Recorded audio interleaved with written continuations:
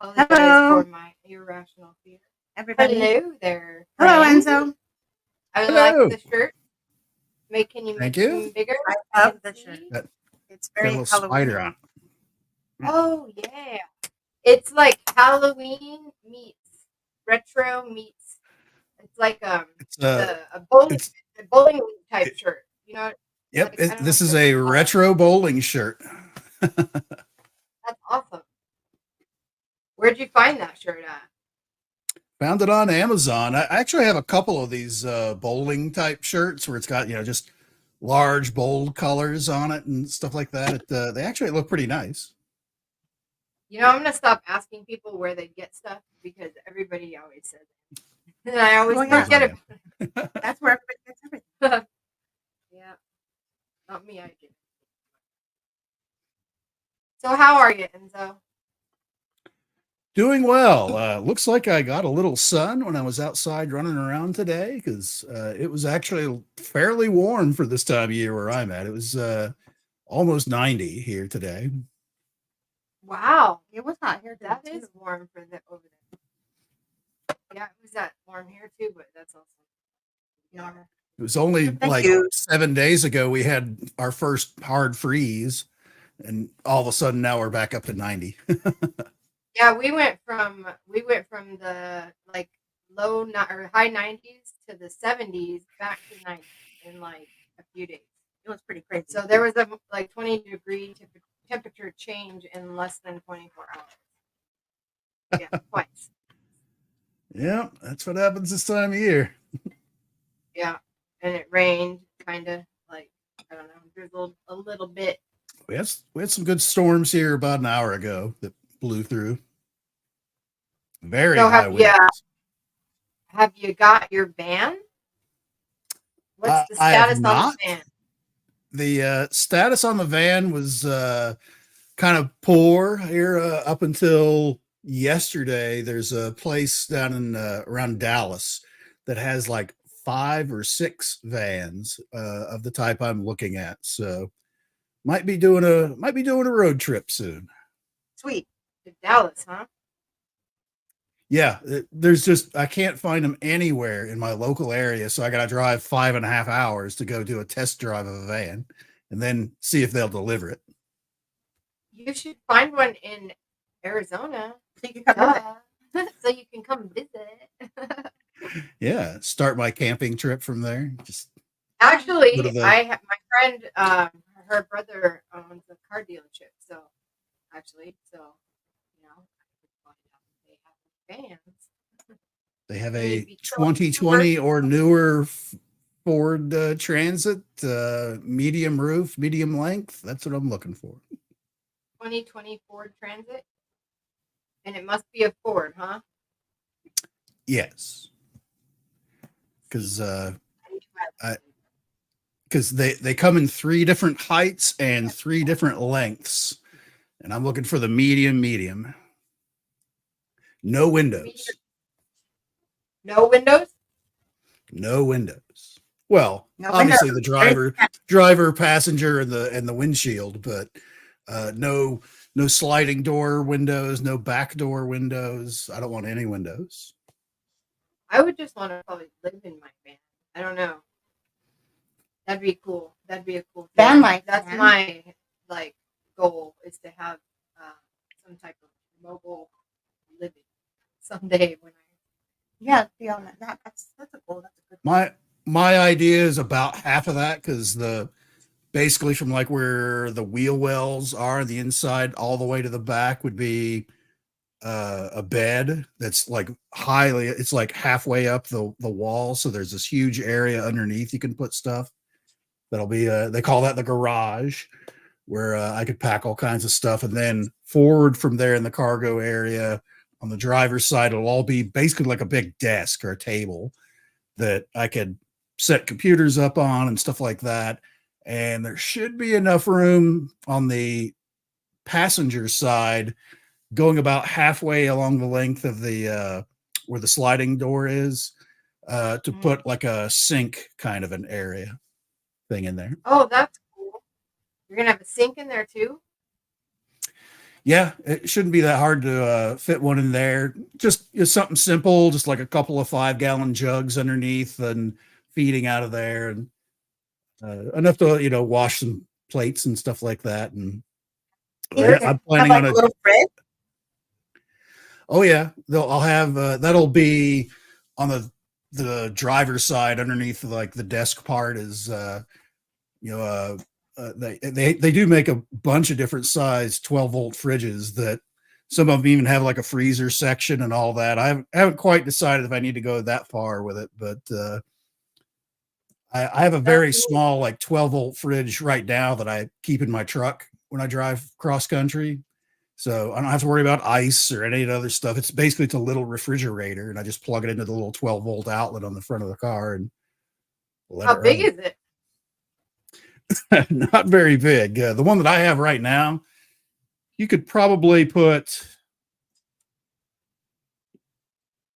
probably a little more than like a 12 pack of like cans of soda or whatever in it. Beer. That's cool though. Yeah, it's not very big. There's something Once I could think of that I would want to do if I had a van that was like Oh, man. outfitted. I would go everywhere. I would just nobody would be able to find me. I swear to God. I'd be going to get like different types of clay soil to make like seaweed. I think you know what I think I would do? I would just take pictures. I would too. I think I'm getting a photography, which is weird. I've never had that. I wish there was such thing as cell phone photography because I think I'm. There is probably like why not? I'm good.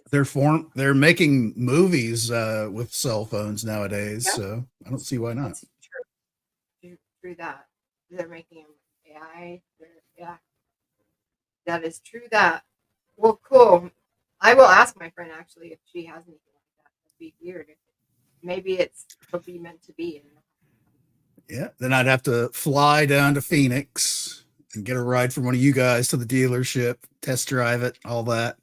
See, that's the problem with it is I have to do like I no matter where it is, I have to go there and test drive it to make sure it runs right. It's not doesn't have like a giant lake of oil underneath the engine and shit like that. I have to go through the used car type thing and look at it and then decide, okay, I want it. Now I got to figure out how to get it home. Do I drive back to Wichita and then fly back to wherever it is to test drive it, or basically drive it from there back to Wichita to get it set up and all that? I don't know. It's crazy. It's hard to believe that there's not one available like in your area.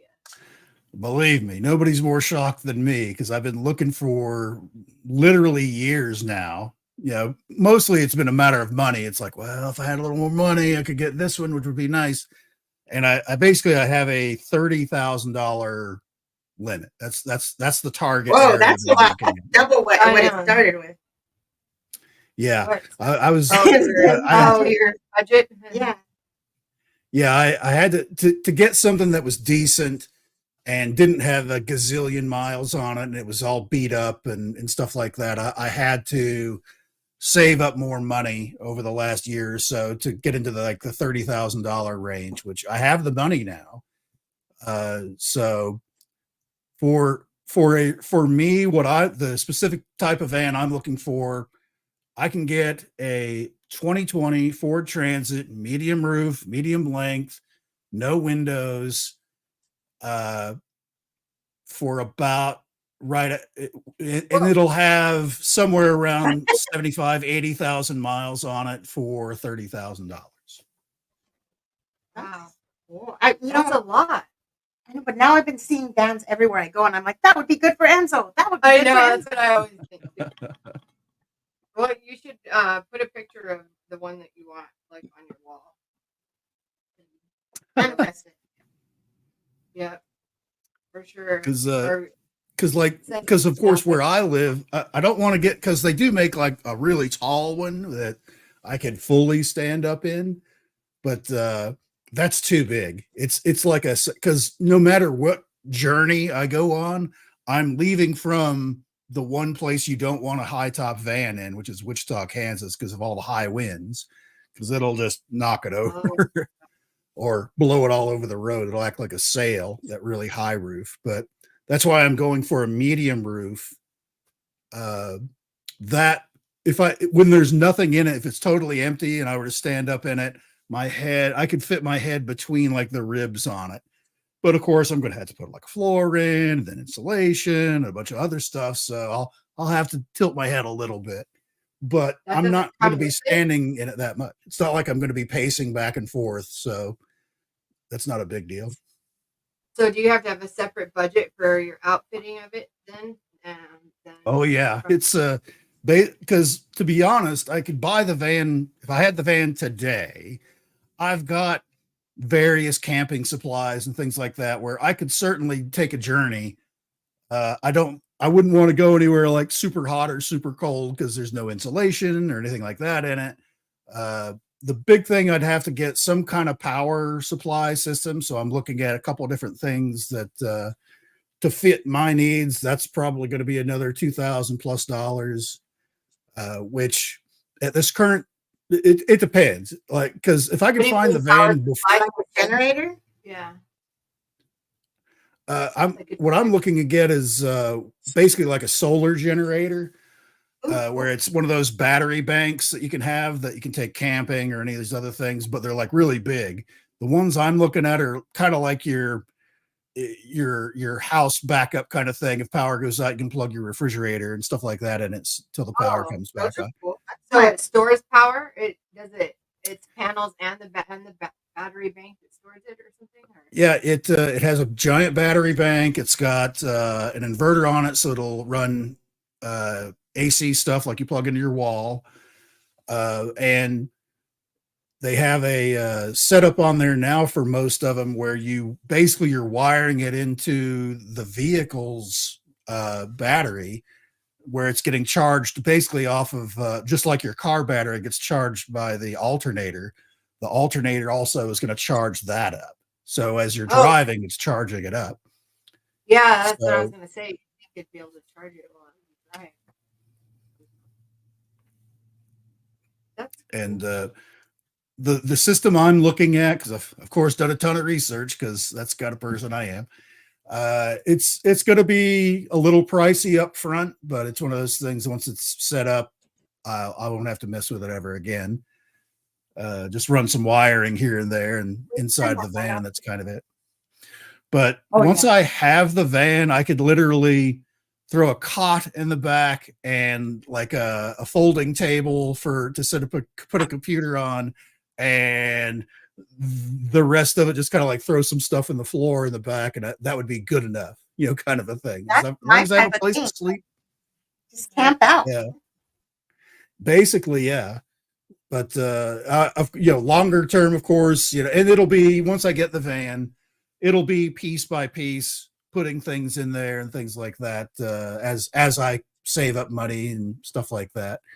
Ideally, I should try and get it before Black Friday in November, because that's when all like the electronics and stuff like that go on sale, especially that power system I want.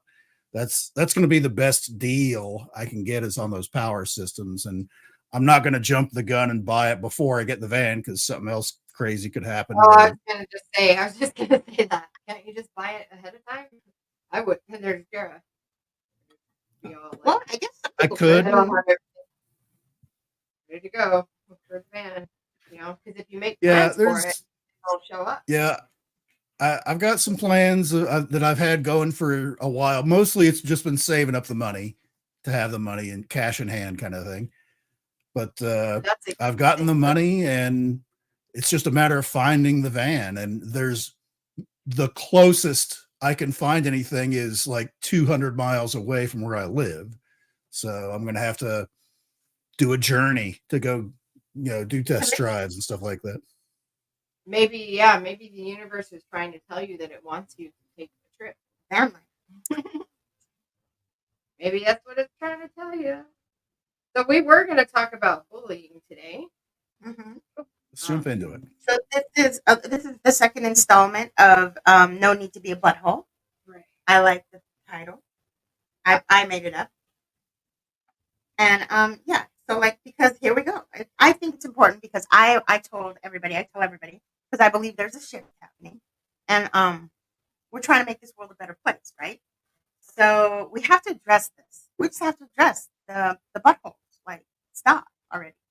Um, slowing Yeah, us down, and we want to make a better world. So like, I'm kind of calling the buttholes out to just like chill out, man. yeah. Unfortunately, my daughter, some people were harassing her online for no reason, and she's a really good kid, and um, she's an exemplary student. Like, I'm such a good kid. I hate to brag, but She does. She has have really good kids. I do. And she's such a good kid, and I just can't believe that kids do things like that to each other. My kids would get in so much trouble if they ever did that to another kid. Like, they would never even think to do something like that because I've always raised them, to have to be considerate of other people and thoughtful and try to put yourself in other people's shoes, type of thing, and stick up for people that are, people are being mean to them or whatever. So I don't understand if there's like if it's a disconnect with parents just not understanding what their kids are doing, or but it's crazy how mean kids are. And yeah, it's and how the world doesn't really, I feel like, doesn't seem to respond to it very, in my opinion. They say that, bullying is taken seriously and all that, but it doesn't feel like it. Because when people Does do things that are nasty, nothing comes of it. Nobody gets in trouble. It's never taught, that that's like literally not okay. It's just like attacking a person who's walking to their car. Like, you can't just out of nowhere just attack somebody like that. And thank goodness my daughter is a strong, wise, beyond her years type of kid, and she handled it with like maturity and dignity, and um, she handled it well. But I can't imagine how often this happens to kids that don't have, like, they haven't been taught how to handle things, or and that's why kids do things like hurt themselves, and it's just insane, um, how mean people. Yes. Do you have any is experience this with bullying yourself? You do? You've been bullied? That's why I graduated early. Really, dude? Really? Yeah. You should have told me. I'd have busted somebody's face. Well, people don't like this, like my daughter's like that too. We don't like, conflict or whatever. If we have a conflict with somebody, um, it's not something that's easy for us. And I can't, that's why I know I would never be able to, because I could never be. Right. How about you, Enzo? Have you been bullied before? Or were you the uh, bully? no, I was never the bully. I was always, when I was a kid in school, I was always the fat kid. So Oh, I always had to deal with, yeah, I always had to catch that until I got older, of course, and started filling out my frame a bit more to where I was much larger than them, where they'd start shit and I would just kind of like pick them up by their head and just move them out of the way. But your daughter, you said it was online bullying. Does she know these people that were She bullying doesn't her? know them. They know of her, but she doesn't. She never talked with them or associated with them or anything. Um, but they were. They know of her. So it's somebody noticing or knowing of her. And So they have classes together. They're in the same school. no, they actually did. They didn't go to the same school. She goes to a school within the district, but not the same school. So, and my daughter's never talked to, like, she doesn't know any of them. How the way the school's handling it is, they just had to sign like this no contact form, and I want to reach out to the principal about that, because to me that implies that she did, like, that there was like an issue between two students or something, where my daughter has never talked, like, she doesn't know these people or anything. She's just minding her business, you know, being a student, and she's got like over a 4.0 GPA, and she's in cheer, so she has cheer practice every day for like 3 hours a day. So it's not like she has time for any kind of anything. But I also want to know, like, that these other kids, like, that their parents know. I want to know that their parents know what they were doing. Like, that's important to me that they know that.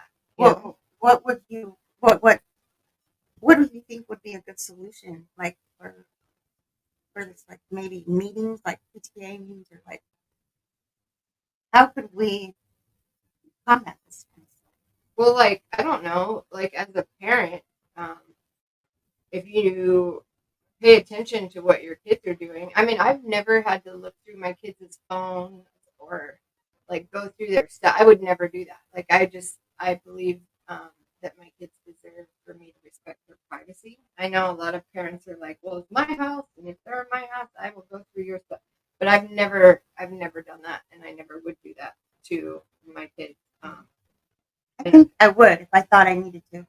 If well, see, and I say I would never do that, but I also have really good kids, so I've never Right. had That's a true. reason So do to. I. I have a really good kid.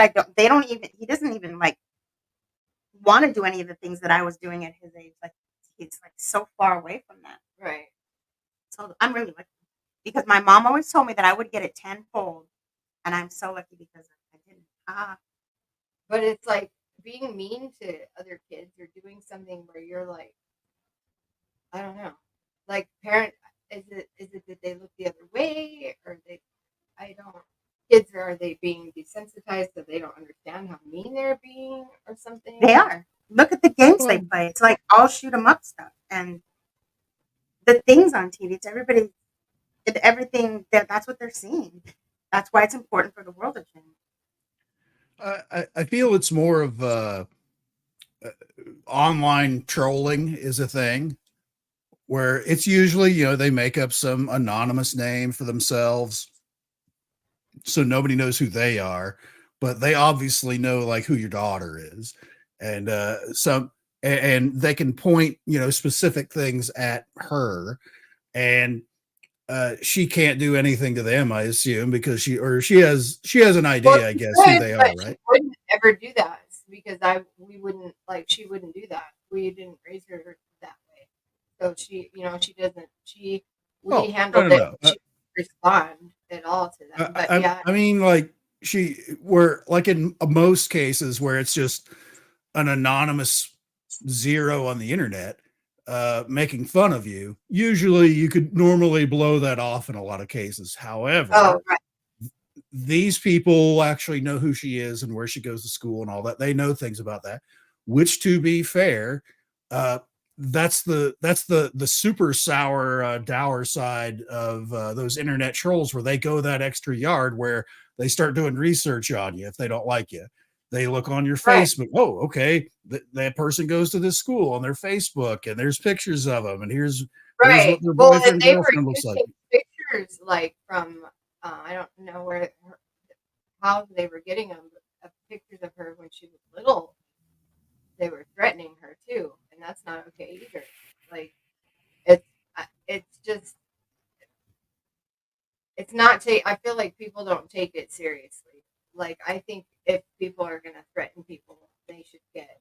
Um, they Uh, should be I fine. Like, I agree, because it's certainly that's one of those things that we don't know how to deal with as a society. I don't feel yet, because there's some people that are just so demented and weird that they'll actually call like the police and say that, and because you can spoof your phone number on your phone to be right, any number, and you can say that they're like your daughter in this example, and oh, I just stabbed a person and I'm holding my family hostage and I'm gonna, delete everybody, that kind of thing. So the police show up at the house and the whole SWAT teams are out surrounding your place and all that.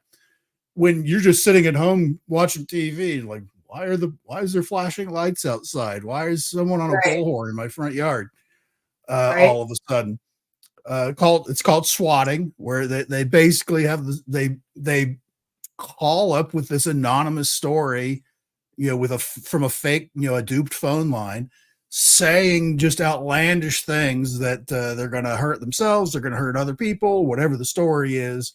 So the police come out in force. And Well, that's what happened to them at homecoming. So her homecoming was on Saturday, and it got cut short because the police were called. And like, we still can't get. They were actually having a meeting about that tonight. I'm sorry about what happened, but they. I don't know even happens what a lot. actually happened. There was a very famous swatting incident here in Wichita. It's probably been 5-6 years ago now, where young kids were playing games on the internet against and they're trash talking each other, and one kid got madder at the other one because he beat him in whatever the game was, and figured out where he was. Well, he thought he figured out where the kid was. It turns out it was an old address for where he used to live because his parents had moved, which was here in Wichita.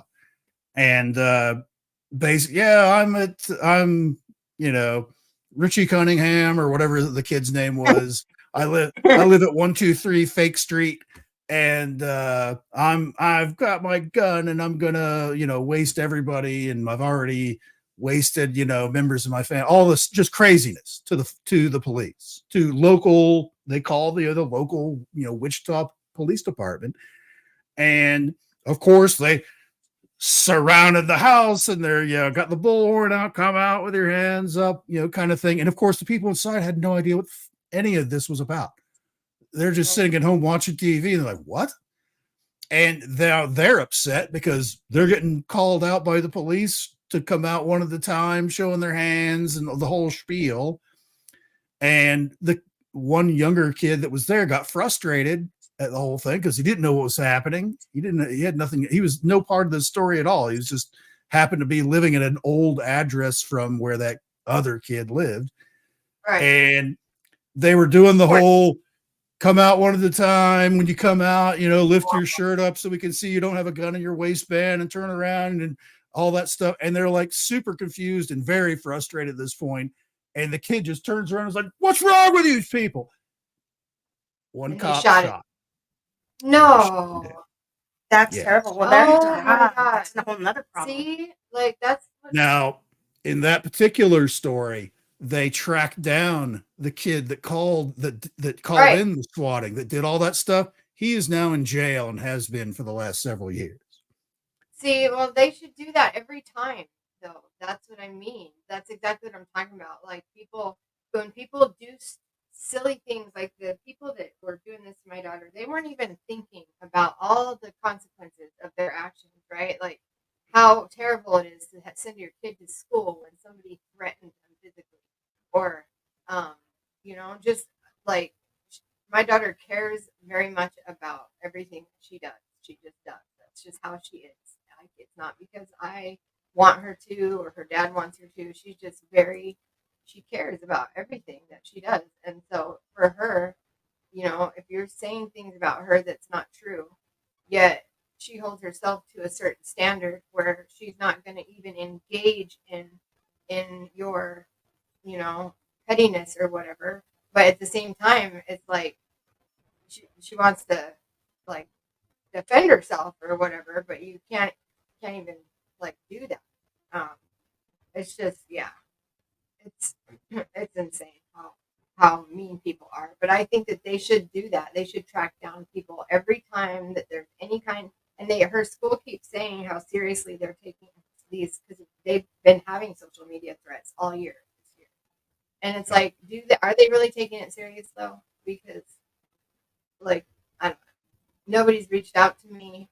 I want to know that their parents know that what their kids were doing, that they know, because ultimately at home it's up to the parent, right? Like, right. And the parents may not know anything about it. They had no idea, their lovely child was doing anything.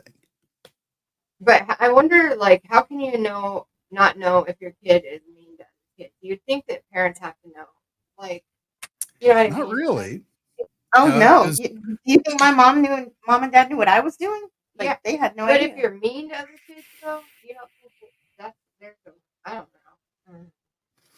Well, you I've can heard be some stuff. mean online when you're anonymous all day, every day, and no one's ever your parents would never know because their proud little boy that they're so proud of has got Why do their you own think gaming people do computer that? in their room, and they Well, don't know what they're doing on that. So they don't have the thing in them that I have. No, some people don't. So why they do that is because it's a reflection of themselves. It's something that they are experiencing, and so they project it onto somebody else. I just don't understand why it makes people feel better to like hurt people's feelings. It doesn't in the long run. It doesn't in the long run. They end up causing themselves trauma by doing that, and in the long run, they have to deal with it. You don't. Nobody's going to get out of. You don't get out of your life without dealing with your trauma. So you might as well just deal with it, everybody, Right. because And that's it, what it's it there used for. it used to be that pre-internet, if a kid is bad at school, where he's hassling kids in the school and roughhousing and all that stuff, you could usually track it back to the parents where, hey, did you know your son Billy is harassing people in the hallways and shaking the nerds down for lunch money and all that stuff? And the parent would be like, who cares? Right. And I think that's still how it is, because I think the kids that were like that there is that, of course. However, there's also some people, because if you think about like when we went to school, pre-internet kind of a thing, there was certainly a hierarchy of students at the school. There was your usually it was like, whoever was on the football team is up here, the cheerleaders were down below them, whoever your valedictorians, your super smart kids in high school are below them. And then you have like this giant chunk of just average people. And then at the bottom, there were the folks that were not doing as well in regular high school. And those end up being the ones that lash out, kind of a thing, because they're not part of the cool kids club. They're not part of any club. They're the outcasts because they may look weird, or because there's, they don't know how to study, or they may have a learning disability and They're having a been different misdiagnosed. experience than the other ones, definitely. Yeah. There's a million different things of why they're on that bottom rung. But today, you can be an anonymous hate monger on the internet and there's no repercussions. It seems like you're if you're doing the right thing, or if you're like a good kid or whatever, people give you a hard time. At least that's, I don't know. Like, so. Well, let me just I have a few things to say. That for children and kids, it's usually they're experiencing that. Probably they're getting abused or bullied in their family or something, and that's why they project that. Sometimes for teenagers, it's somebody that's jealous. Exactly. Yeah. And so there's important things. So like when I was in school, we had fist fights, and we didn't have to worry about somebody bringing a gun. Sometimes after you fist fought, you became friends. And that's certainly true, where you can get into a knockdown, drag out, throwing stuff around, banging each other up, and after 45 seconds, you're gassed because you're not used to fighting or don't have any cardio in you, and you're both sitting there blowing and huffing and carrying on. And then you both go to the principal's office. You both get suspended or kicked out of school for a couple days or whatever. And then you're stuck in the same detention area, and you end up kind of bonding, weirdly as that is, with them over that, because hey, finally I have something in common with someone else. We're both and I think also they kind of gain a respect for each other. Yeah, the online hate sucks. It's terrible because it's like people don't even know each other, and they have such it's totally anonymous. You don't know who the other person is, and they're just lumping worlds of crap on top of you. and you have no outlet. It's not like it's like, I'll see you after school. Meet me behind the school after seventh period, or whatever it is. You don't even have that. Right. Yeah, it's just I don't know. It's unfortunate. I want kids to build each other up, not tear each other down. Right. So, like, it's in this day and age, these kids, they do have to worry about somebody bringing them. And this day and age, these kids don't fist fight. And all this is, that's a good thing. So what I think what's important for parents to do is to, first of all, work with helping their child have a good self-concept. And by doing that, that means treating them like a human being, not degrading them, and not not all the things that we had to deal with our parents. Things like, Not me. My parents were awesome. yeah, your parents were cool. But, like, to show them self-love and acceptance and help them to embrace their uniqueness and love themselves. And then when they can do that, the next and natural step is for them to have the confidence to stand up for themselves. And also it's like teaches them resilience in the face of adversity, which is really what all these Right. kids need, because guess what? Right. When you're an adult, it's one big ass adversity, basically. Right, it is, and I feel like our generation hasn't prepared their generation well because we've all been kind of like, Yeah. oops. And also the other thing too is, like, when you have, this is a little spiritual, so I'm going to go there. When you have a bully or an adversity in high school or in your life, some of these things are part of your journey to teach you what you came here to learn for this lifetime. So, like, maybe that fight I got in high school taught me my self-worth, or maybe it taught me something, Right. None of my fights taught me anything, because of course they were none of my fault. I'm Well, just and kidding. if it But- didn't teach you, it probably also taught people around you who witnessed whatever. It's you know what I mean. Maybe Yeah. it was part of their journey. It's horrible. It was horrible. I didn't like it. I never liked to do that, but I couldn't help it. It was never my fault. It really wasn't my fault. But I had to stand up for myself. I couldn't just Right. get beat up, so I had to fight back. But that's an ugly thing. Nobody likes that. So I'm glad these kids aren't doing that anymore. But I'm not glad about how they have to worry about guns in the school. So I think another thing to mention about this is that, like, how important it is to like speak up if you see something like that. Right. Yeah, for sure. Like it's not okay just to bully people. Mhm.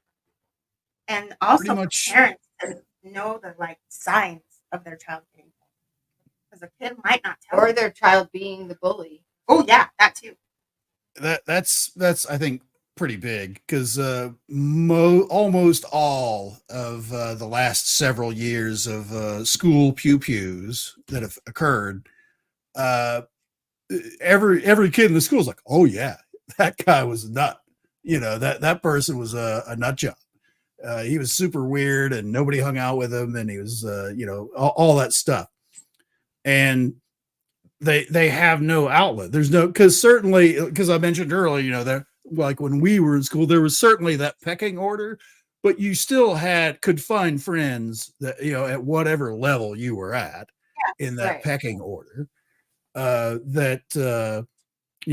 of course, as soon as you graduate and go out in life, you realize none of that shit made any difference. Right. And it was stupid.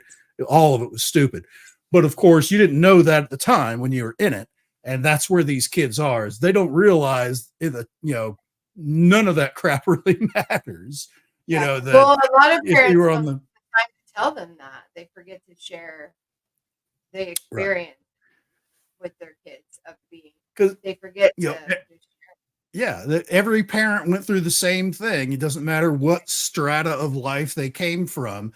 There was a pecking order in whatever cool school they went to, and they don't pass. I don't know why they don't pass that on. It's like, so what? I Somebody's think shooting a their lot mouth of off. parents Let them. Who cares?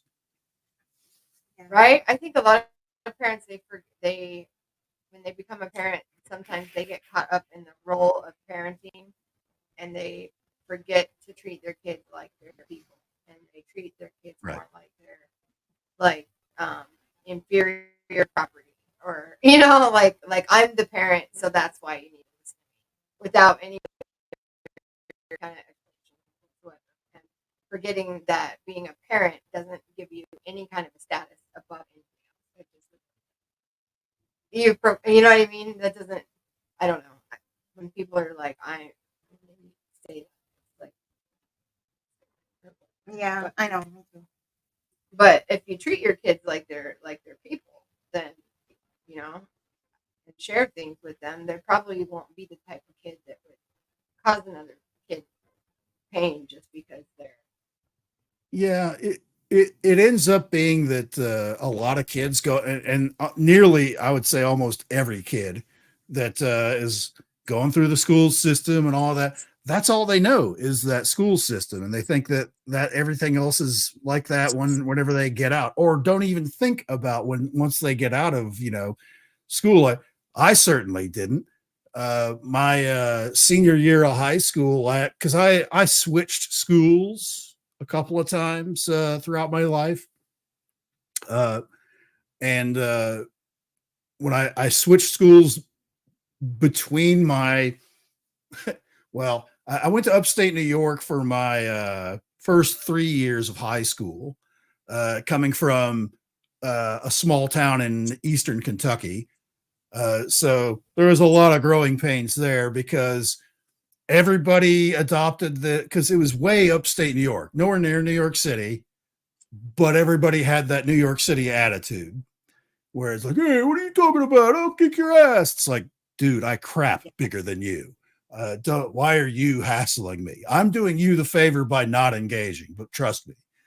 And they would still engage. And that was the instance where I said, I just grabbed the guy by his head and picked him up. And it's like, seriously, just leave me alone. And it's all about kids are assholes. I know. That's the whole reason I put your comment up, Fat Mom, is because I love it that you just said kids are assholes. All kids can be assholes. That is so true. Yeah, and that's right, Fat Mom. That's why I want to know if I want the parents. I want to know if the parents know, because if they don't know, I want them to know. I want them to know so that they can, the kid doesn't get to just attack people like that. Yeah, a lot of parents don't realize it that there's this whole other they forgot whatever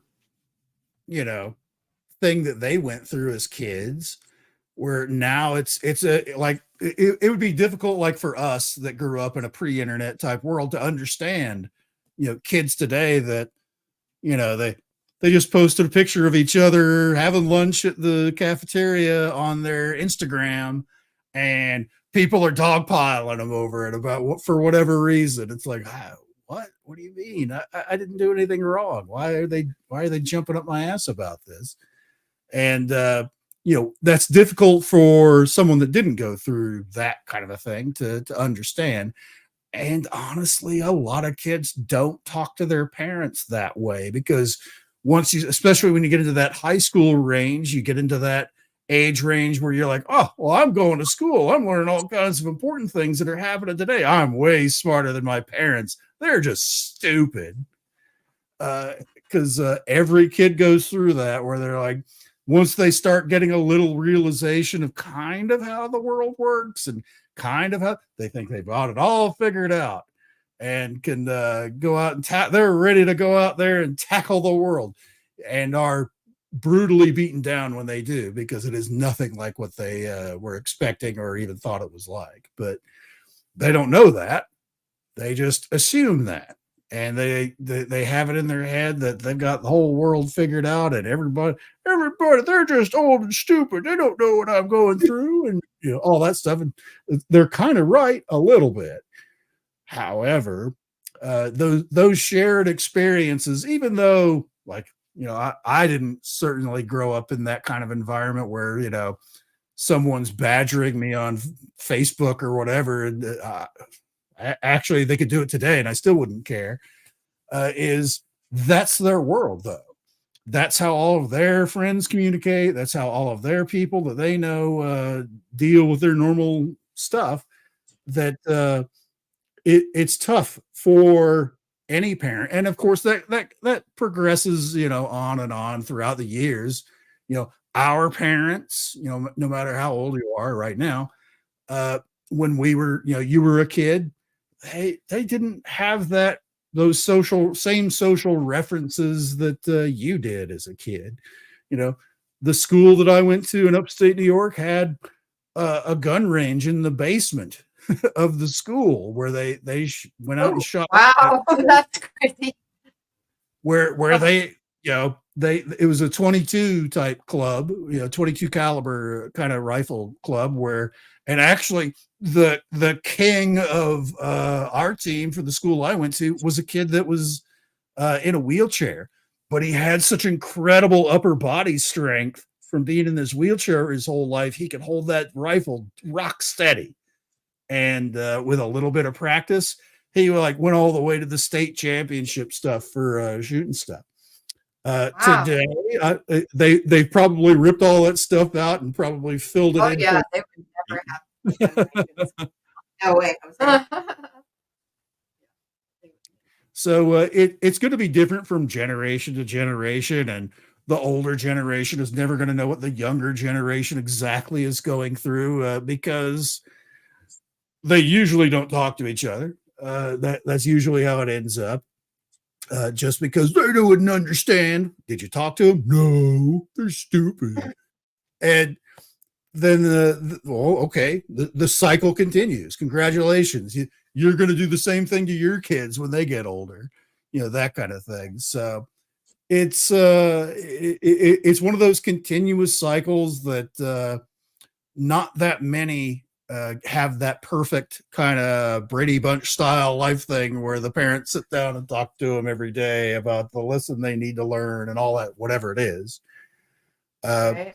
So it's certainly one of those things that it's a constant education for the parents, which they're busy doing parenting stuff. So they, going out and working the job so they can get the nice clothes so they don't look like, hobos at school and stuff like that. All the stuff, there's that whole thing. I had like 4 shirts when I was in school, in high school. Well, I guess it was 5. I had a different shirt for every day of the week. And that was it. When I was a kid, I didn't grow up in the most affluent family, but, nobody ever jumped up and was like, oh, it must be Tuesday. You're wearing the blue shirt, that kind of thing. That never came up, but it easily could have. And I could see where, especially, with if you have any kind of online type of presence, like most kids have today, then every little thing is going to be open to criticism from everybody that looks at that, which means the entire planet can see your stuff. Right, and that's how it should be like that. And with my daughter, she's an athlete, so like the school has a policy too. They have to have a certain social media footprint, so they're not allowed to post anything inappropriate or anything like that online. So, yeah, I don't know. I don't think that necessarily you have to be like what's his name, Cleaver the Beaver guy. Who's the Maybe, dad? Wait, what are you talking about? So that you don't have to be like a perfect parent or anything, Okay. but just to acknowledge your kids, and talk to them and show them by leading by example, show them how to be caring. Because I don't know if you're jealous, if you have a certain level of care for other people, like if you treat other people as if they're an extension of yourself, then you just won't do stuff like that. And you just won't do stuff like that. Everybody should just try to treat each other like everybody is a piece of you. Right. But as you mentioned before, is people have this jealousy thing. They see somebody that's every single person in the audience, every person on the screen right now, you had a rich kid in your school that had everything they wanted. As soon as they turned 16, they had their own car, They had all the best clothes. They had all the best electronics or whatever it is. There was always that kid. And then there was, the kid that, wore the same shirt every day because that's the only shirt he had, or, there's this schism amongst people, and it makes it into a class system I where don't understand why though. Why do I don't get that? What? Like jealousy. You've never been jealous of anybody ever in your life? No, of course I have been, but not like where I wanted to cause somebody harm or feel better. that is something that's unique to today. I don't know how that translates, because 50 years ago, I'm sure there were kids that fought in school because one was like the rich kid and one was the poor kid, or one kid was the captain of the football team and got all the girls, and the other kid was a nobody that did poorly in school, so he didn't have any girlfriends. There's gonna be those things, but they weren't shooting each other for God's sake. Right, right. I don't know how we hurting the got other to person that doesn't do level. anything. Like, it doesn't give you anything. I wonder if it does. Is anybody in here a meanie?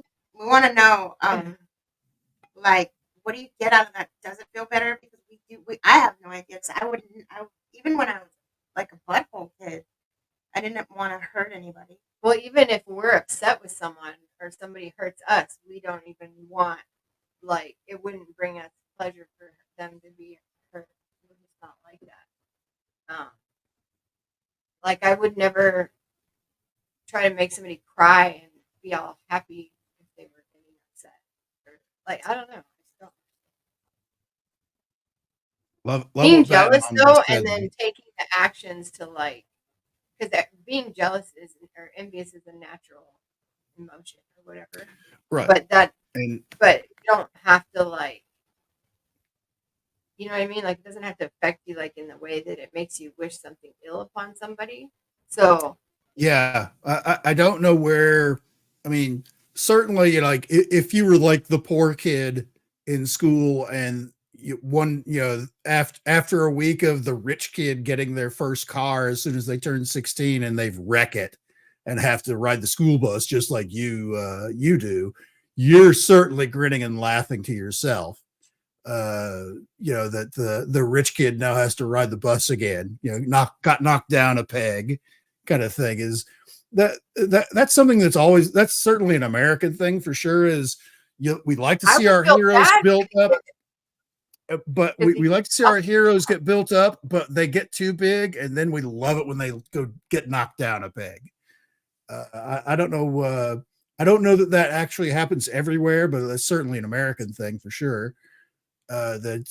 We like to see our heroes, when our heroes get too big for their britches, if they get knocked down a peg, everybody kind of grins to themselves. Yeah, it's weird that people that were like that. I think we need help, everybody. It's really bad because listen to this.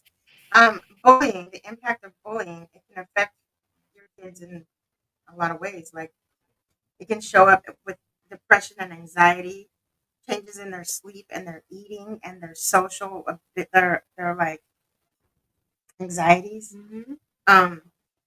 Especially if you're threatened, like trying to focus on your schoolwork or whatever when you're worried about somebody physically hurting you. It could, yeah, exactly. It could cause you to do withdrawal from school, withdrawal from your friends.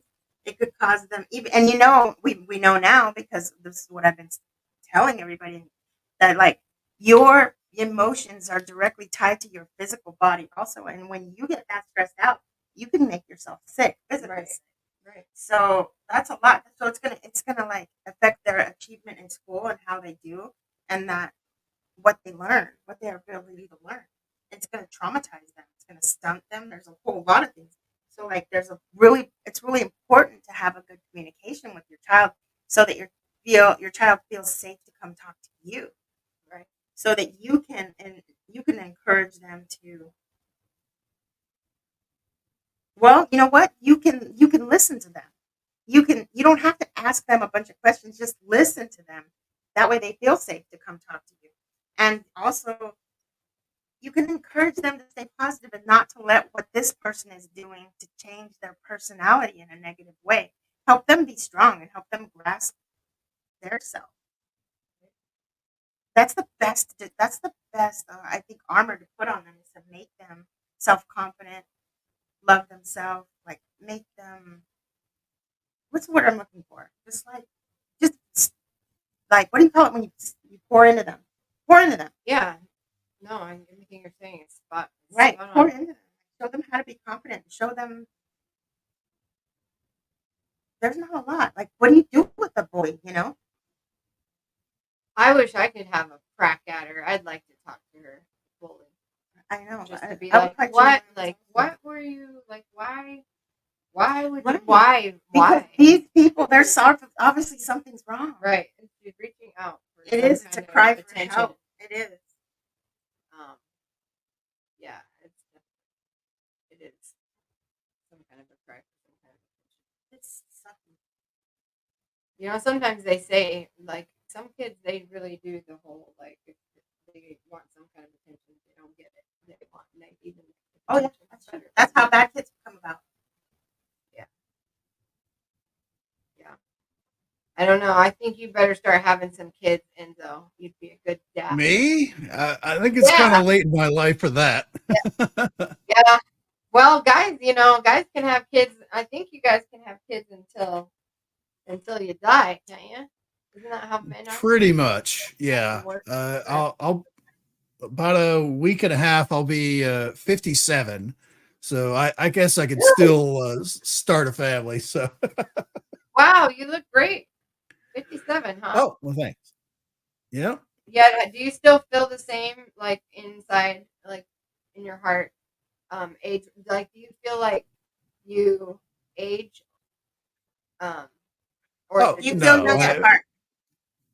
usually, like like when you get to like 50, when you get to 50, it's like I'm only really celebrating like every 5 years. So 55, of course, is a big one, and then the next one will be 60, all that stuff. So 57, I'm in between, actually caring kind of a thing. That's awesome. Yeah, because I do feel different at 46. I feel wiser. I can't believe you're 46. Yep. 46 and a half. Well, 46 and 3 months, I guess. Yeah.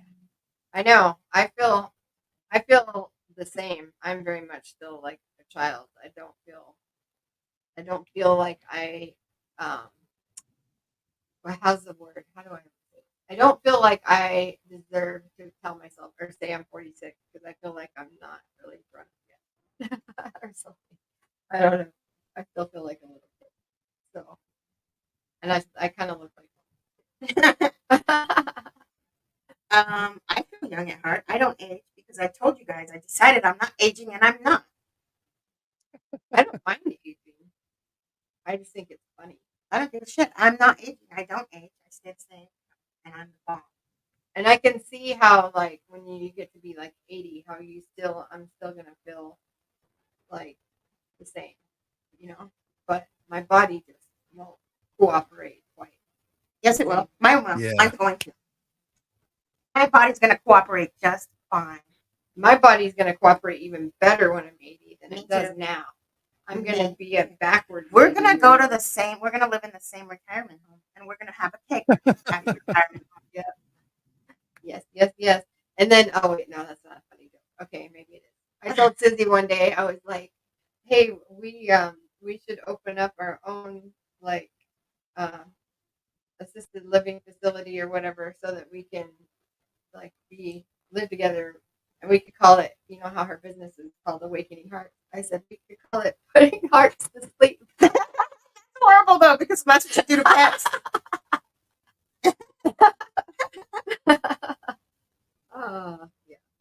Yeah, we are gonna. I think I will thrive in an assisted living facility. Oh, I love it. I can't wait because I work. You guys don't know. Maybe you guys don't know this, but I worked as a CNA years in my 20s. And man, I'm going to get even.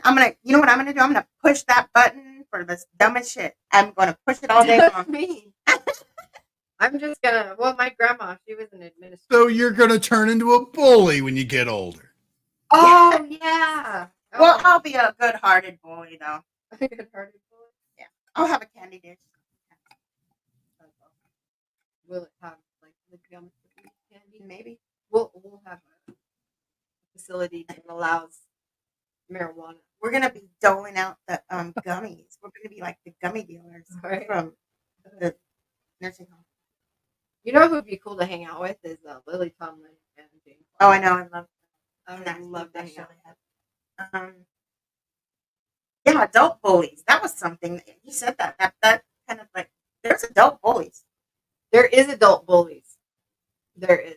I call them assholes. Yeah. And you still got to stand up to them though. 'cause You they- do though, but it's easier when you're an adult. I I don't know because you go to jail if you fight when you're an adult. Oh, you don't have to fight. You just stand up. Oh, okay. Yeah, I don't. I will run away from you if you try to fight me, and then you'll have to chase me, and we'll both look stupid. So I don't know.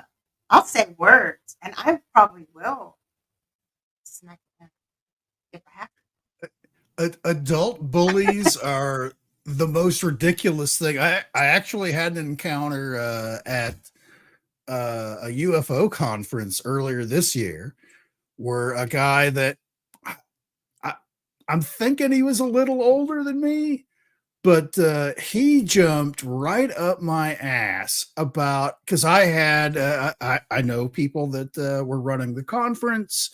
I was given a VIP kind of pass that I was wearing to get into all the things and all that stuff. I still had to pay for my hotel room. It was not a total gratis thing. But I was allowed to go basically to any of the stuff, any of the things that I wanted. And I would go to the smoking area to vape. And that's actually like my little secret thing is people that hang out in the smoking area. That's where you solve all the problems of the universe because you're just sitting there smoking and you're bitching about people you had to work with at wherever your work center is and stuff like that. But anyways, there was this one character that just jumped up my ass. Like, who are you to have a VIP pass? Do you know who I am? He didn't say, do you know who I am? But he was like right there from saying that stuff. And if you actually compared who he was and what he has done and that stuff, I'm a zero on the internet, and I was more famous than him, really, when you came down to it. why was he so bold in his? He felt he ran I guess he still runs a couple of what do they call them? Twitter Spaces, which if you're familiar with those, it's a voice only like chat room kind of a thing where you can hold on Twitter where we're talking about UFOs or whatever it is, and people can join in and listen in and then jump in and comment and things like that. But there's no it's basically it's like this, except there's no camera. Oh, yeah, it's something like that, but it's still it's a voice thing where you're kind of speaking and you have to take turns and stuff like that. But anyways, this guy ran some UFO thing on Twitter, on X, excuse me, X Spaces, and he felt that he should have a VIP pass over me is basically what it was turning out to be. And he was being so weird about it. I didn't even understand what he was where he was going with any of it because it was so silly and just obtuse about where he was coming from. It's like, oh, this guy's trying to bully me. All right, I see what you're doing now. I understand. Person that's actually older than me and should know better. I'm going to have fun, and we kind of twisted and tangled it around. And as it turns out, he had done that with everybody at the little smoke pit area during that time of the day when he would come down to smoke. And I basically just kind of twisted him up in his own nonsense. And I'm he sure he didn't have has a an interesting VIP story. pass. No, he That's had a that's regular probably why pass. he didn't have one, because he was like that. They probably purposely were like, "Hey, don't give one to this Yes, guy." he felt he again didn't know anything about me, didn't know who I was, didn't know any of my background or affiliation with anything. But he felt he deserved a VIP pass over me for no other reason than he felt that way.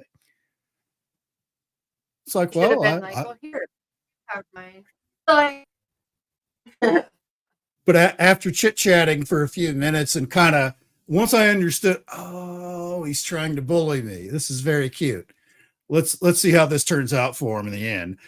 He stomped away, and I was still standing there ruling the roost over the smoke pit area, and I never saw him again after that. And other people in the little smoke area was like, "Oh my god, thank you for chasing that guy off. He's just a pain in the ass." And which goes back to the bully, the bully. Usually, when you finally get to that point of just you stand up to them, the bully thing is over. That whatever it is, they're gonna go look for easier prey somewhere else. Whether it's you do a little mental kung fu like I was doing with this guy because he was not that great, and I certainly let him know. And other people actually started joining in then when they realized he was kind of on the ropes. It was kind of funny actually, in perspective. But the same thing goes with, if somebody's like, give me your lunch money, in school, and you're like, right? no, go F yourself.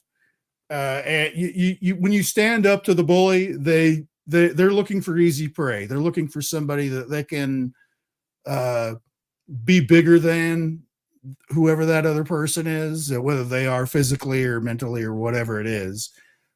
But if once you stand up to them, generally they will skulk off to find easier prey rather than get a bloody nose over dealing with you.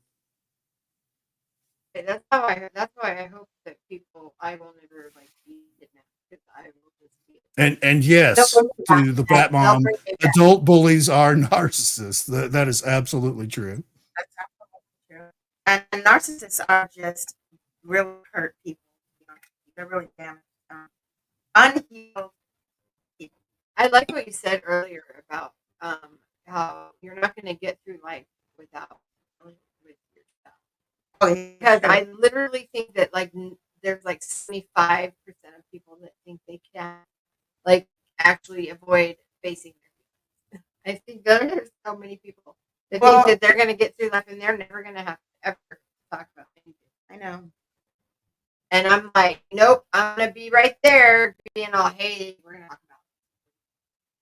about it. Right. Me too. I'm always going to do that. And people hate that too. But I think that's what we're here for, to like show people that, because you really can't. You're not getting out of here without dealing with it. Some people, I think, like like our grandmas and grandpas and stuff, they might have like died never expressing themselves. Right. Actually, I agree. Yeah. But I do believe in like karma, and I do believe that you pay for the sins of your fathers. Like if that kind of shit trickles down as trauma, and then it becomes generations and generations of abuse and trauma. Like, yeah, it's all stopped up, right? Like if you don't face it, and yeah, so everybody should just clear their karma, say that, just be shit authentically happy, authentic happiness. Show. That's why authentic is such an important word. Is that's how you need to be. That's the only way you're gonna get out of here. I was about to say get out of here safe and happy, but it's not. You're here to be this way. You're here to go through these adversities, and they're gonna suck. yeah, it would be hard to live an entire life without ever be not going pee. Right. You have to. You have to go pee. You have to have go trauma. so bad. It's not what happened to you, it's what you do with it. It's how you find the gold in it. It's how you find. So yeah, shitty shit. Okay. So it's like when you have. Here we go. Like when you have a kid and your kid swallows. Oh, and you have to dissect their poop. You have to look through every I do diaper. that. You have to look through every What? shit and find a penny. There's a You dime. need to know if the penny is still in your kid or not. So in life, it's kind of like that. You You gotta have go to through the dig shit. through the shit. Yep. You have to find your penny. Yep. Sometimes you dig through the shit and you still don't find the penny, and then you have to have faith. Whoa! That was good, dude. Dang, you're on fire. I know. I'm gonna put that on a T-shirt. That is one big pile of shit.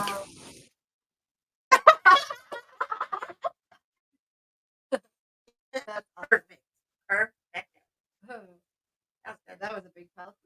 That was good. That one's gonna be a clipper. I'm gonna clip that one. That's a good one. Yep. Oh man.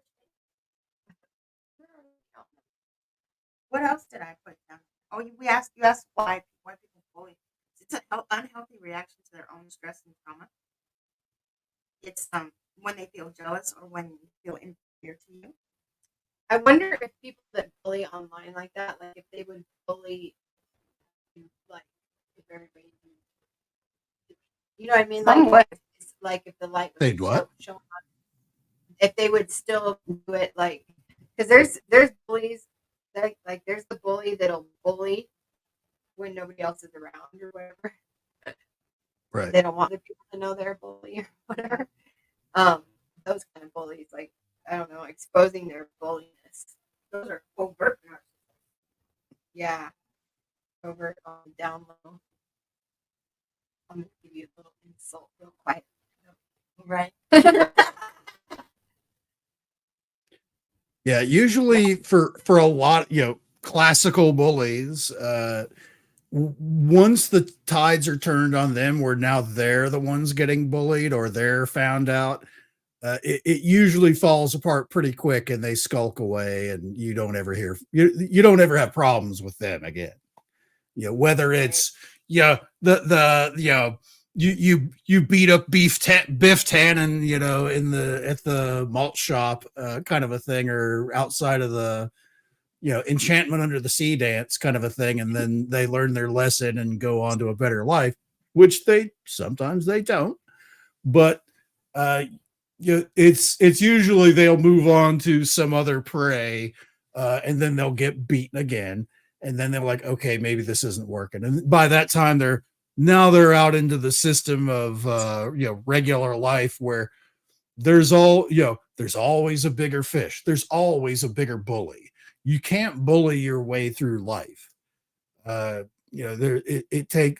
you're like way up on the scale kind of a thing, where you're the son of a drug lord or something like that in Mexico, where you can certainly bully people around, I guess, if you do in that kind of position.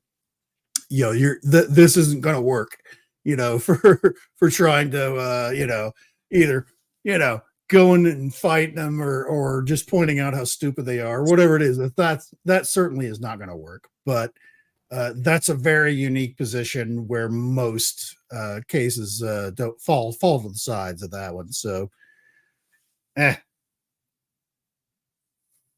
Right. Well, everybody, I want you to challenge yourself. If you have a desire to be a bully, or if you're jealous of somebody, I want you to do something nice for them. And I want you to meet. And then, I don't know, let me know what happens. Just vibe up. Raise your vibration. What do you mean by that? That means to act in a higher consciousness, have more self-awareness. Like, give us an example. Okay. So, like, you're a bully, or you're jealous of somebody, and you're a bully. Like, how can you, if you have a desire to do something, instead of talking shit to somebody and making them feel bad and hurting them and causing yourself trauma and them trauma, instead of that, try and look at why you're jealous. Why are you freaking jealous? What's wrong with you? What is it? Get to the point of it and then fix it yourself. right? You don't feel good enough? Do something that makes you feel good enough. Do something that makes you happy. Be big. That's how you back up. Instead of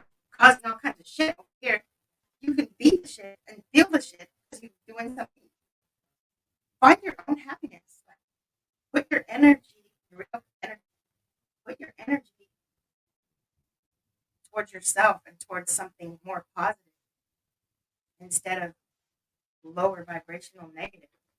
Lower vibration means negative. High vibration means positive, means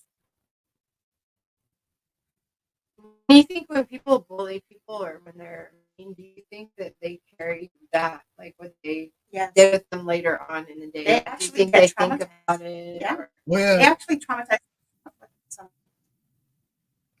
as Unless long you're as they right. feel that it's working, they're going to keep doing it.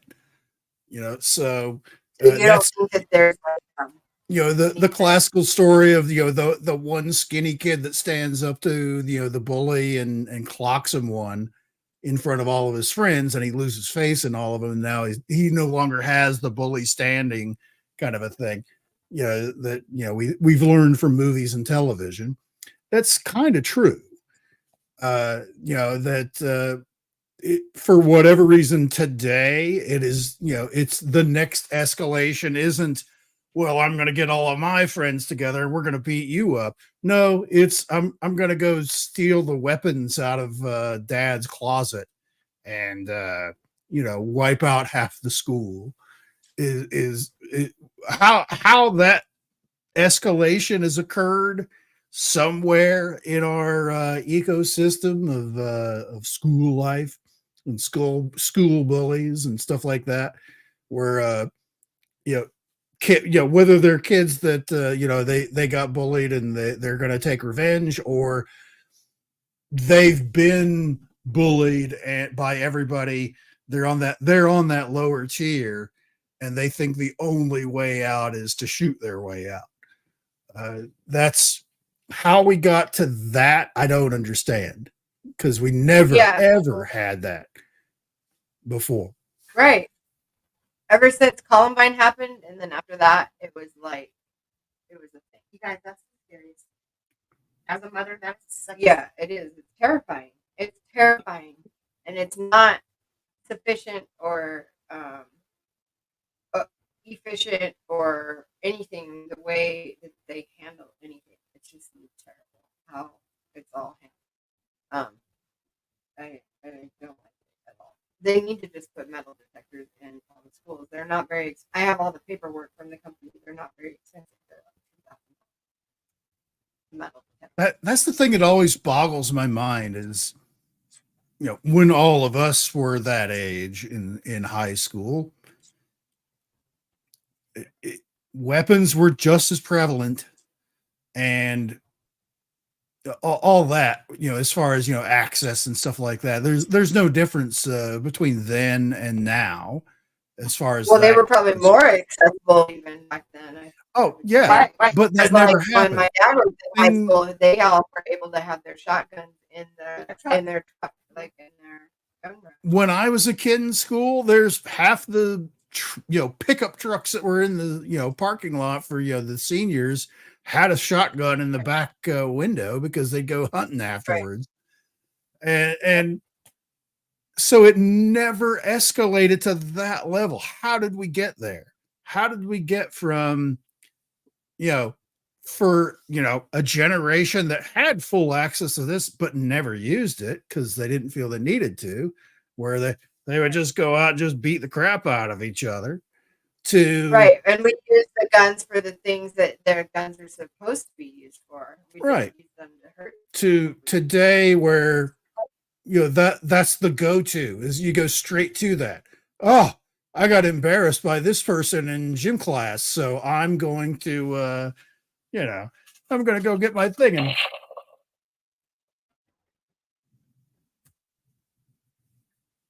Right. It's so weird too because we're the people, like each generation raised the next generation, right? So like how did we get from this to that? I don't get it. That's the thing. Right. Because I didn't Oh shit! It just came to me because they didn't pay attention to us. So it kind of started in Columbine. We were just in our 20s when Columbine happened. Oh. And so for us, our generation, our parents really didn't pay attention to us. I mean, not that that's all bad. It kind of made us tough as nails. Yeah, because there's no way my kids would get away with doing the stuff we did. There's no way. No way. No way.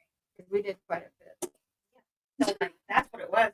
They really kind of left us on our own. We had to only just be back before the dang lights. But came we on. knew not to shoot each other. Right, we did. Like, so that's what it was, I think. So then Because what we do to our so what we do So to what make we're kids start doing, shooting each we're other? over us as parents. We're kind of like a little bit over smart because we're like, hey, we already know what's up. Like, it's like they're trying to sneak out, or if they're getting bullied or being bullied, we kind of are aware because we had to be super aware because we had to take care of ourselves mostly. So so we're going to do something to them, and it's going to be something else.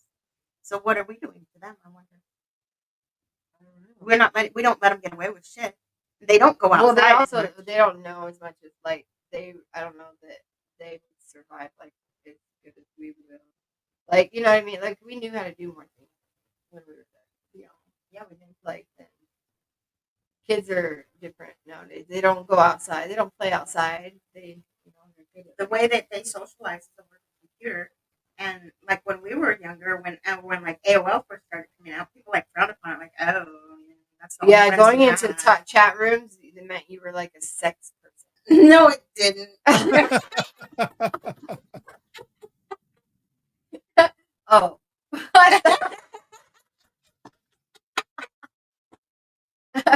Well, but sometimes you would be like, oh, that's the only friends you have. You don't have any real friends or something. But now it's not that way.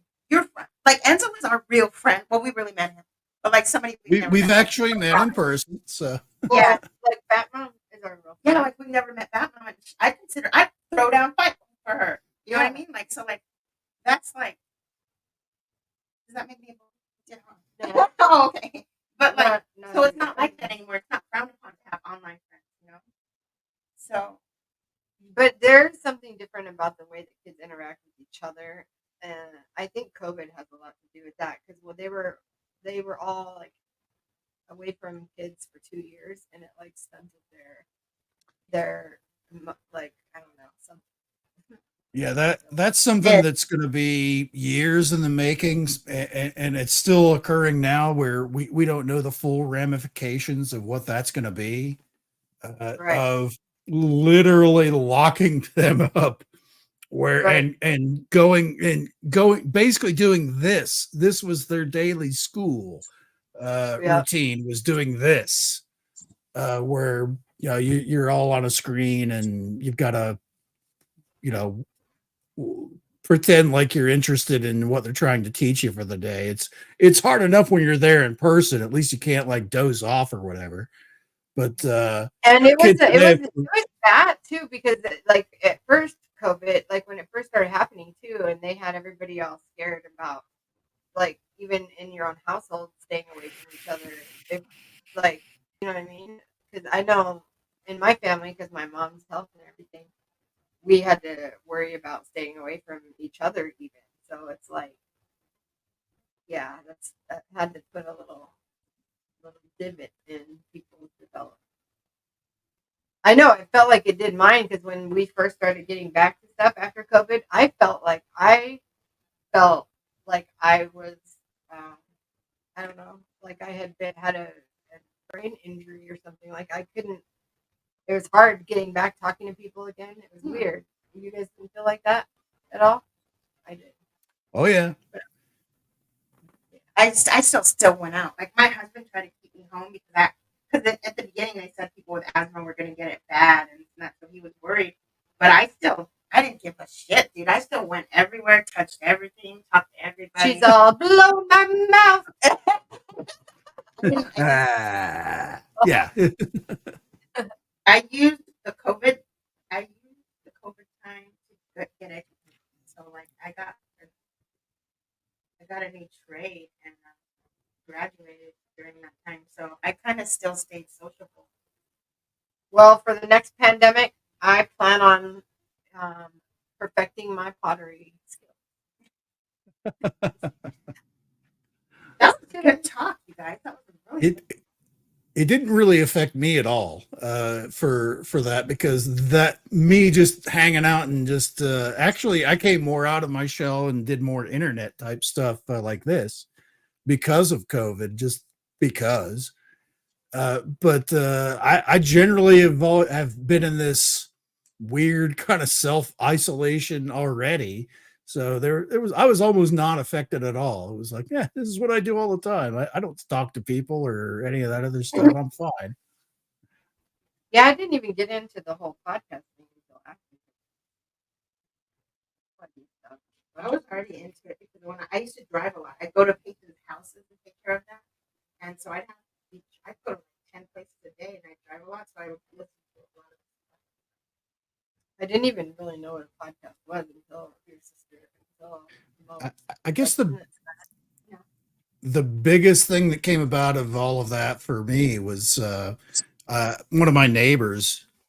She's I think she's 80 now, 79 or 80.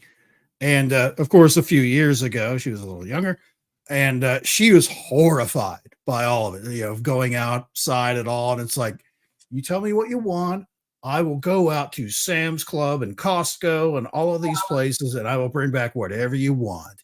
And we actually, it turned into every Wednesday, we would stand outside in front of our little places here and just chit chat away. Wednesdays was our day where we would chit chat away about all kinds of things. And she didn't have like a Sam's Club or a Costco membership or anything like that. She was always amazed at the things. So I'd always like bring something back for her. It's like, hey, look, I got this big, 10-pound bag of almonds. Here you go. Whatever it is. And she's like, I love almonds. These are great. All that stuff. She felt safe with you. That's awesome. Yeah. So we certainly got a lot closer for all of that stuff because she didn't have anybody, I didn't have anybody, and it was just she happened to catch me outside coming back from Sam's Club, right at like the very beginning of when everything was going crazy. When people were like fighting each other over toilet paper and all that junk. I bought the last little thing at Sam's Club. It was a 6-pack thick container of Spam. I was walking down I don't even eat Spam, but I was walking down the aisle and there was just one little container, one little box of 6-pack, 6-pack of cans in there in Sam's Club. It's like, I'm going to grab it. The apocalypse is actually occurring when I'm buying the last 6-pack of Spam on the floor at Sam's Club. But What even is Spam? It's like a mixture of meat, like whatever. It's like a hot dog. It's mostly pork, where it's kind of all the how like hot dogs are all the leftover pieces and parts. Yeah. Yeah, Spam is basically that. But if anybody that lives in the Pacific Islands, though, that's like a godsend. They love it. They can make some amazing food. And like Hawaii. Oh, really? Mm-hmm. That's funny. Hawaii and Guam, they go bananas over that. Yeah, they put it on their hamburger. They put it in their breakfast eggs. I just like it on a fried up in a pan for a second, and then on a tortilla. That's it. Just like that. Oh my God. On a tortilla? Really? Do you guys like those little wieners? Yeah. Vienna sausage? What is that? What is that? Exactly. Potted meat. Is it same stuff? Yeah, it's all the same stuff. It's all the same. Oh. Yeah, it's just not in a tube form like a Vienna sausage. It's the same stuff. It'd be fun to get in a bathtub full of Vienna sausage. Why is that, Jara? I know.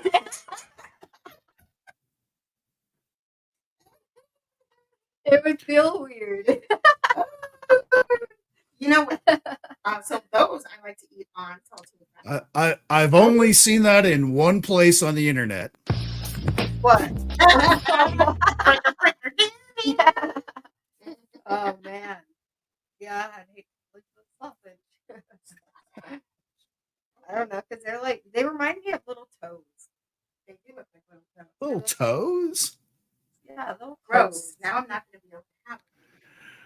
I'm always going to be little toes. But what about like the little smokies, the little like smoked sausages? putting like Oh, yeah. barbecue stuff.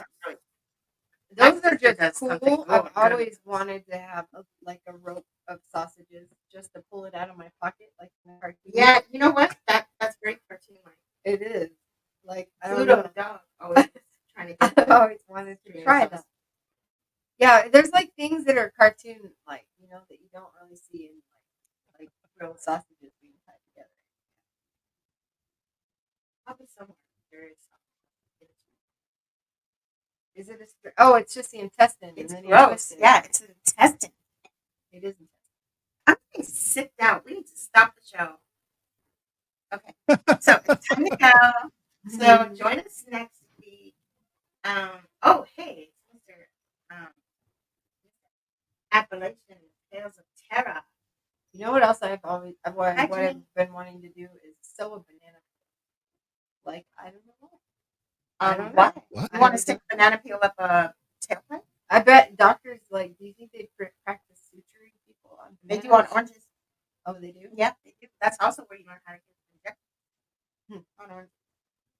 So, yeah. So this was a really good talk, you guys. Really good show. Just remember to speak up if you see somebody getting bullied. Shit. Right. Absolutely, and also just don't bully anybody ever. Don't be an asshole. There's Because no. why? What's the title of the show, people? It's an installment. We're gonna do many volumes of this. Is part 2. There's no need to be a butthole, you guys. No need to be a butthole. We don't need more buttholes than necessary. No, we don't. We have enough buttholes. We all need one butthole to go to the bathroom. Don't be a butthole. And when you can build somebody up, why would you tear them down? Be better. Let's do constructive.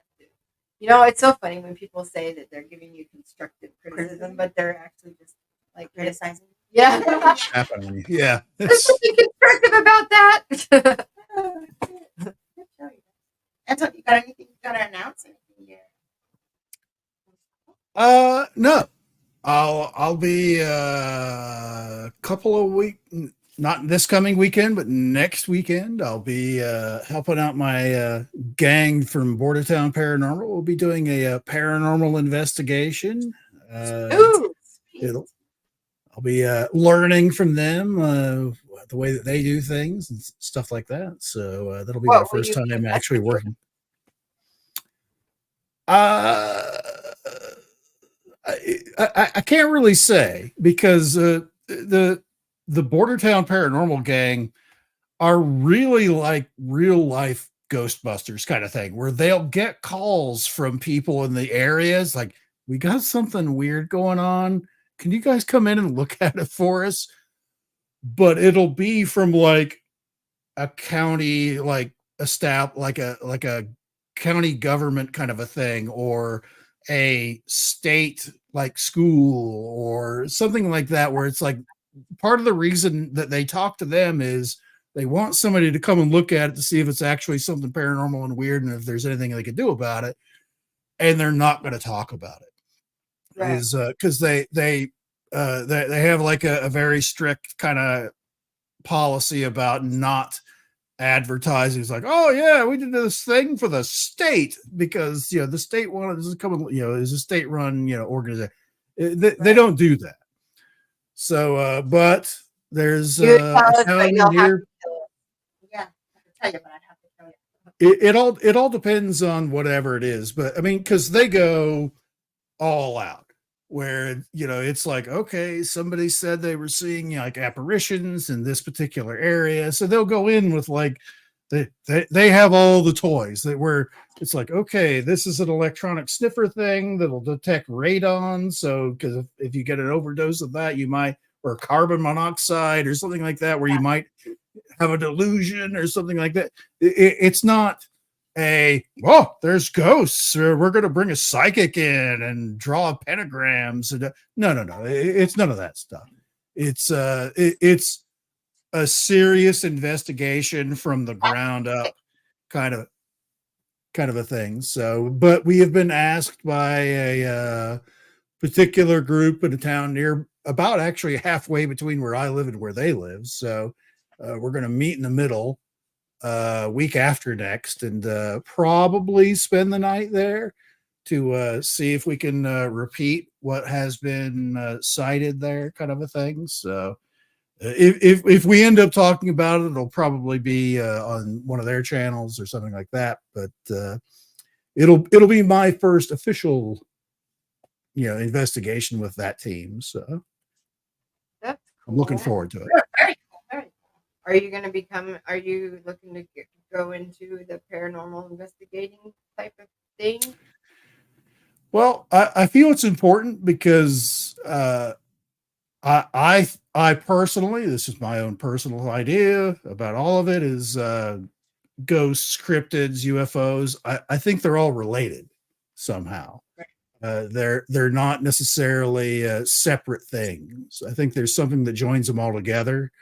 So by going on a specific, paranormal investigation, which kind of looks at everything in a broad view, kind of a deal, that's what I feel is the answer to all of it.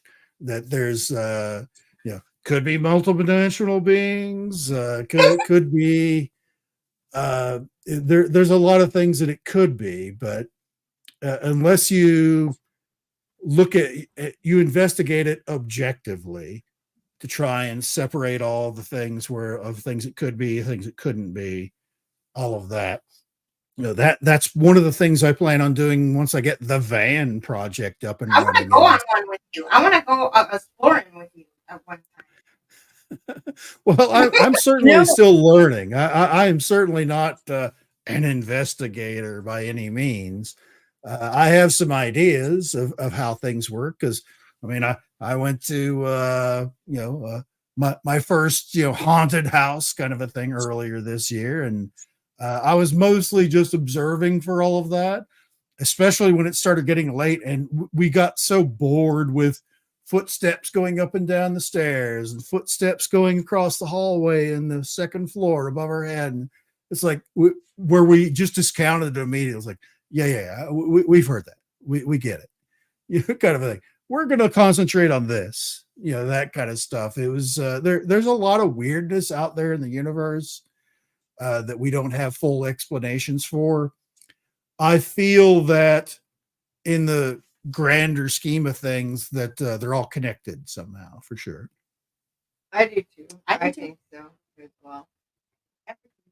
Like, I don't know, we're probably just some crazy technology, man. We're some crazy technology. I think interdimensional beings are just trying to bully us, and we're going to give them what for. Dang it. Maybe. Oh, yeah. Phenomenon does seem very like related to technology. That's why you can read it. It could be related EMF to technology because they could be futuristic. Because if we have instruments that will detect paranormal activity, and those instruments that are used to detect paranormal activity are also like the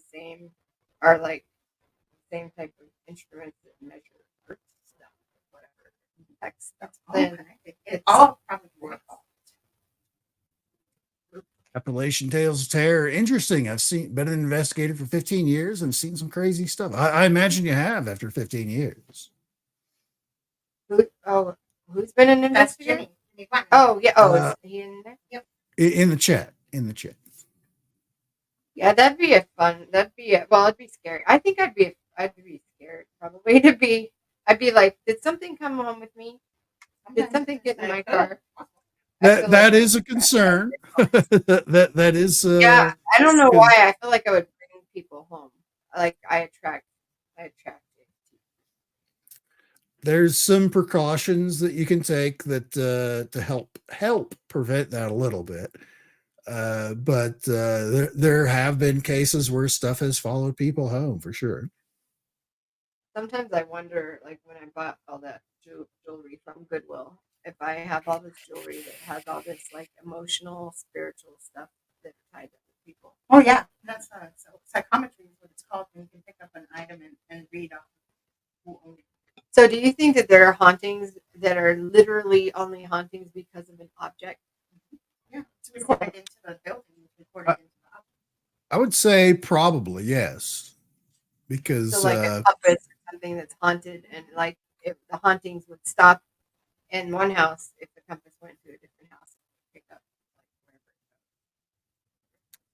wherever. yeah, there's usually, like, for example, I mean, there's certainly very specific houses that are considered a haunted house. It's not like it's the haunted street where every house on the street is haunted or anything. No, it's localized to a specific building. But is there like Yeah. items? Oh yeah, he said there are. Yeah, like a haunted briefcase. Oh, Right. And they're the stone tape type theory, where like this, like an older house that has like a stone foundation kind of a thing, where basically it's the chemical makeup. Well, energetic. it's like the quartz that's in the rock that makes up the foundation, where it's just like big stones that you make the foundation of an old building out of, that can record especially traumatic type events like a murder or something like that, where it gets embedded in the rock, basically the foundation of the building itself I wonder or if the they've surrounding ever area. done like paranormal investigations, like at sites like in Petra or Oh like yeah. or like some of the ancient Oh, cities I'm in sure. the Bible that were destroyed. If they've measured like if there's any kind of like residue or I don't even know. Well, that's the thing is, what are you measuring? What? Yeah, that's what I what was is- saying. I don't know It's that. the same thing, right? Well, I don't know if there's It's a way not. to It's not like measure you've got a multimeter out there just holding the probes. I was like, well, I hope Energy. something touches this. That kind of thing. What is that book? the oh shit meter. Energy. It's the The what? energetic. There are meters that test that, and not all. But I know that this goes a little bit out of some people's wheelhouses, but some people can measure that energy. All people can actually, but the people that know they can and practice it. Some people are more sensitive than others, for sure, and they can detect those differences between variations and stuff like that, where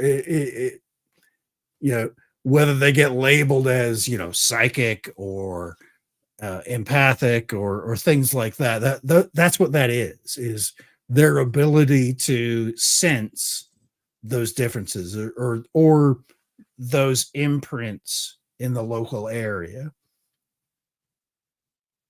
Because I don't know. I feel like places like some places too, like the Grand Canyon. There's places where it looks like everything was just melted. It's like when stuff like that happened, there had to have been people around. Right. So you think that all that trauma would be somehow recorded? I don't think I know. You don't think you know? Yeah, I don't think I know that energy is embedded in objects and things. Well, I know it is, but we're just wondering if it can be measured somehow. Like that would be interesting. Some folks believe that there's certainly a long history of haunted dolls out there that exist, that we've probably all heard stories of, and the same thing for a lot of specific artifacts. It doesn't necessarily have to be a rock or the foundation of a house.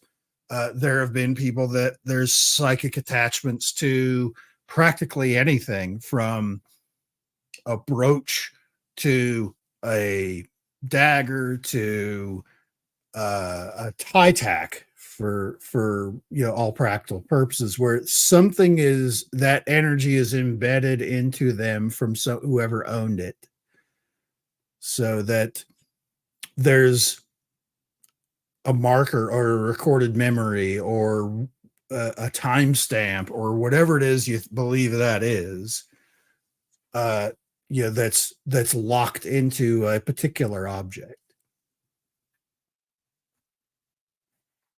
You know, I wonder what's kind of weird to me is how old do you think? How old do you guys think? You probably know. What? I want to know How old do why you think there the aren't earth is? any ancient trees. Ancient trees. Like, I mean, like old. I'm pretty sure there are. I don't know. I was gonna ask Google, but Google's not in here. Ancient Yeah. trees? Like tree, because I think that trees too, or like I feel like there are things that can like Here in Arizona, absorb they have some. The petrified energy forest, dude. or absorb. Like I feel like trees can record things that happen or whatever. And Maybe. they are. Maybe. Like, this is known already. The trees are the messengers of the earth. Because how old are some of those, ancient redwoods out in California? Those I giants. think the oldest tree on the earth is only a couple thousand years old. But you think that there I would think there's be some more older older ones. Ooh. Yeah, I think there is some older than that. I think those redwoods are older. But definitely the petrified forest is older than that. Why? I want to check out the petrified forest next time I do my Well, trip yeah, down but your way. you don't have to have time in order for things. That's not the only thing that can petrify stuff. You can have petrification happen quickly. That's true. There are certain conditions. Which there are present. I mean, all the volcanism that was in Arizona would, depending on if the volcanoes all went off, were going off at the same time, there would be enough particles in the air that it would cause an electrical storm. I love it when you say volcanism. Volcanism. Yeah. It makes you think it's like this kind of a Vulcan. Is it because of my eyebrows and my ears? Okie doke. I like that word. Okie doke.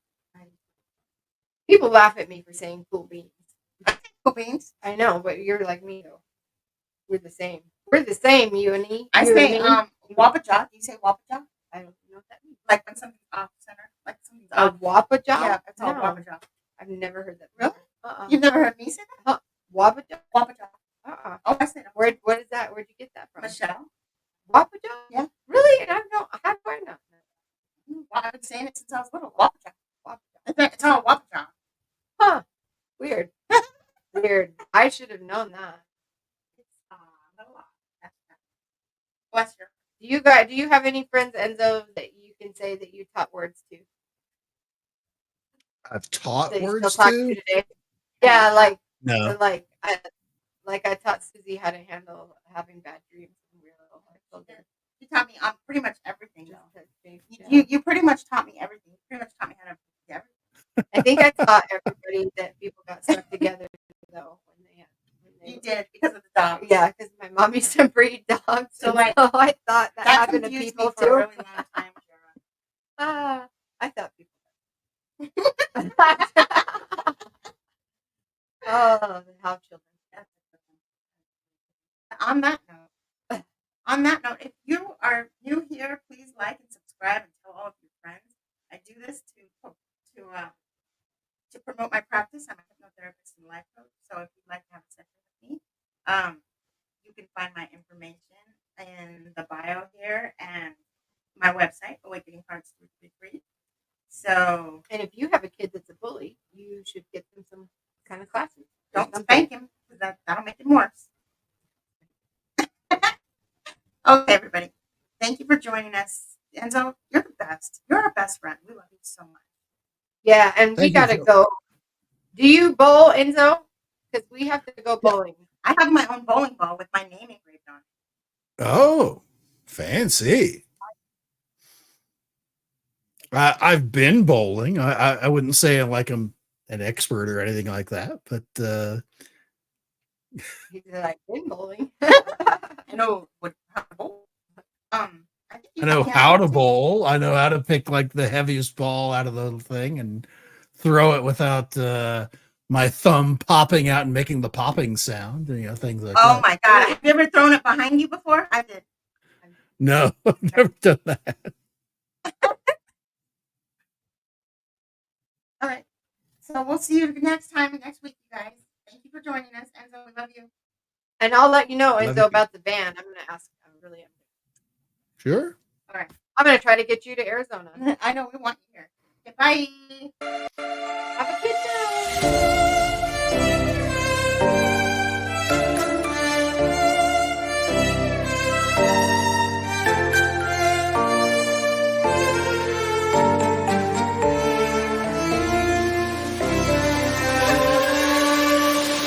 No one ever sees me. I'm losing every battle. No one ever sees me. I'm losing every battle. No one ever sees me.